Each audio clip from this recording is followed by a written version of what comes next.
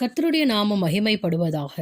இன்றைக்கு நாம் தியானிக்க போகும் பகுதி யோபு 37ஆம் அதிகாரம், அதன் 5ஆம் வசனம். தேவன் தம்முடைய சத்தத்தை ஆச்சரியமான விதமாய் குமர பண்ணுகிறார். நாம் கிரகிக்க கூடாத பெரிய காரியங்களை அவர் செய்கிறார். கர்த்தர் நாம் கிரகிக்க கூடாத பெரிய காரியங்களை செய்கிறவராயிருக்கிறார்.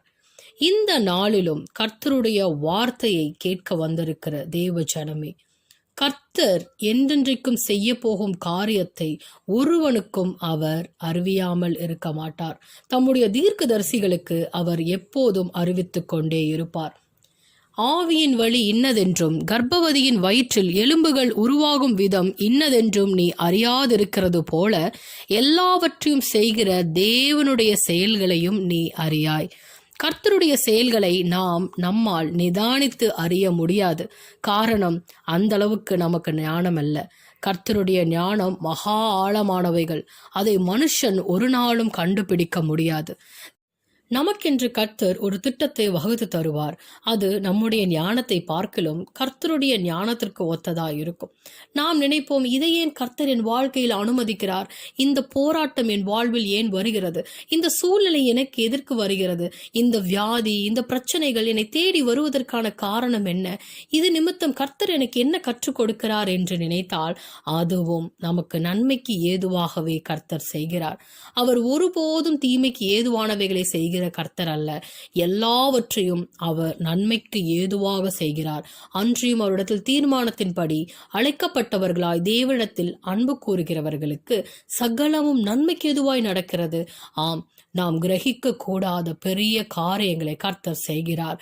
அன்று யோசபாத்தும் யூத ஜனங்களும் போர் எப்படி முடியும் என்று இருக்கும் பொழுது கர்த்தர் உங்களுக்காய் யுத்தம் செய்வார், நீங்கள் தரித்து நின்று கர்த்தர் உங்களுக்கு செய்யும் ரட்சிப்பை பாருங்கள் என்று கர்த்தர் சொன்னார். அதே போல எதிரிகள் எல்லாரும் தங்களுக்குள் வெட்டுண்டு மடியும்படி செய்தார். ரூத்தும் நகோமியும் வெறுமையாய் பெத்லகேம் என்னும் ஊருக்கு வரும்பொழுதோ, உம்முடைய ஜனம் என்னுடைய ஜனம், உம்முடைய தேவனே என்னுடைய தேவன் என்று ரூத் நகோமியை பார்த்து கூறினாள். அதே போலதான் அவளுடைய தேவனை தன்னுடைய தேவனாய் ஏற்றுக்கொண்ட ரூத்திற்கு தெரியாது அவள் வழியில் கர்த்தராகிய இயேசு கிறிஸ்து பிறப்பார் என்று. அந்த ரூத் கணவனை இழந்தவளாய் வந்த போதிலும் கர்த்தர் அவளுடைய சந்ததியை ஆசீர்வதித்தார். அதே போலதான் கிரகிக்க கூடாத பெரிய காரியங்களை செய்வதே நம்முடைய கர்த்தர். காற்றையும் கடலையும் அடக்க கூட முடியாது, எந்த மனுஷராலும் முடியாது. ஆனால் தம்முடைய சீஷர்களுடைய வேதனையை அறிந்து அவர் காற்றையும் கடலையும் அமர்த்தினார்.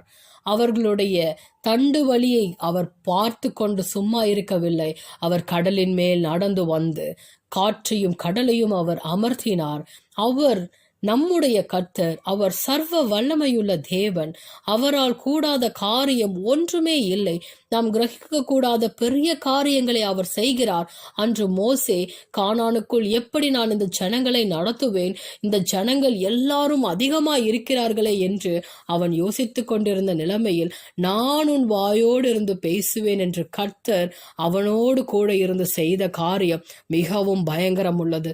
இன்றைக்கும் நாம் அதை குறித்து பேசிக்கொண்டிருப்போமே என்றால் அது எப்பேற்பட்ட பயங்கரமான காரியங்கள்.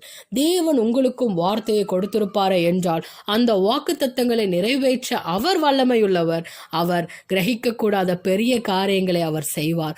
உங்கள் வாழ்க்கையில் சில காரியங்களை என் வாழ்க்கையில் வராமலே இருந்திருக்கலாம் என்று நீங்கள் நினைத்து கொண்டிருப்பீர்கள். ஆனால் அதன் மூலமாய் கர்த்தர் உங்களுக்கென்று நல்ல வழியை ஆயத்தம் பண்ணியிருக்கிறார். எதிரிகள் வராமல் இருந்திருந்தால் நன்றாய் இருந்திருக்குமே என்று நினைப்பீர்கள். எதிரிகளுக்கு முன்பாகவே உங்களுக்கென்று ஒரு திட்டத்தை வகுத்து அதன் வழியே உங்களை நடத்தி கர்த்தர் செம்மையான பாதைக்கு நேராய் உங்களை நடத்துகிறார். நான் உனக்கு முன்னே போய் கோணலானவைகளை செவ்வையாக்குவேன் என்று கர்த்தர் கூறியிருக்கிறார் அல்லவா? அதே போலதான் உங்கள் வாழ்க்கையில் எதெல்லாம் கோணலானவைகள் என்று நீங்கள் நினைத்து கொண்டிருக்கிறீர்களோ அதையெல்லாம் செவ்வையாய் மாற்றி தருவார்.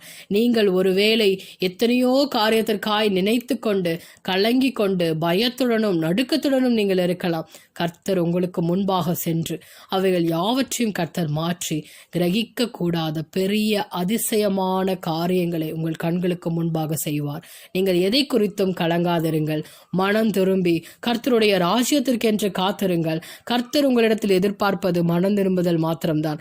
அந்த மனம் திரும்புதலை கர்த்தருக்கென்று செய்து கர்த்தர் மேல் பாரத்தை வைத்து அவரே நீங்கள் துணையாய் கொண்டிருப்பீர்கள் என்றால் அவர் உங்களுக்கு செய்ய போகும் காரியம் இந்த ஜனங்கள் கண்டு ஆச்சரியப்படும்படிக்கு அப்பேற்பட்ட மகத்தான பெரிய காரியங்களை கர்த்தர் செய்வார். இந்த நாட்களிலும் உங்களுடைய விசுவாசம் மனுஷனுடைய ஞானத்தினால் அல்ல, கர்த்தருடைய பலத்திலே நிற்கும்படிக்கு விசுவாசத்தில் பலன் கொள்ளுங்கள். கர்த்தராகிய இயேசு கிறிஸ்துவின் 2ஆம் வருகைக்கு ஆயத்தமாவோம். ஆமென்.